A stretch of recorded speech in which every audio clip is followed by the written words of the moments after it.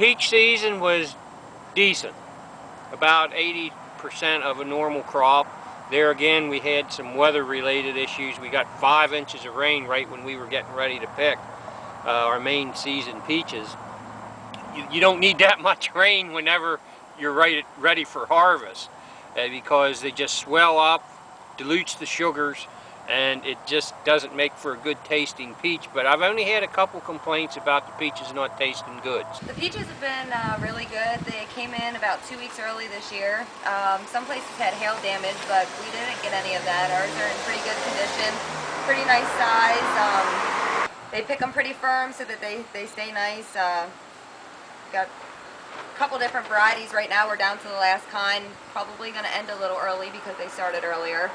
But other than that, they've been really good, sweet and juicy. Price on peaches this year is very comparable to last year, a slight increase to make up for the increase in expenses. With apples, we're looking at an increase in price this year. A lot of the Northeast froze out, so the orchardists that do have apples, you can be looking for a premium price this year on apples. We've got a lot of good apples coming up, a lot of good varieties. Right now we have some very delicious Gala. Molly's delicious. We have some cooking apples coming up soon.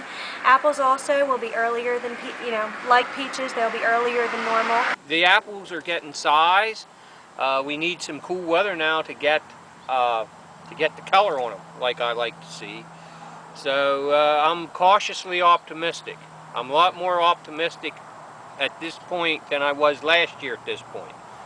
I mean, we've had a little smattering of hail, but I can easily live with what we have, and I may even have farm show apples this year. So that's the acid test, or the final examination for me, is if I can have farm show apples. And this apple here, there's not a hail mark on it, even though we had a little hail.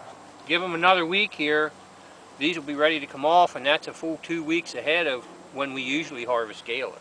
Maybe 10% of mine go for processing, and of course I have my own cider mill. I make my own homemade cider, so we've changed our operation over the last 40 years to the point that rather than us sending 90% of what we grow to the factory and 10% at the market, that has just flip-flopped. Now I keep 90% of it here and send 10% to the processor.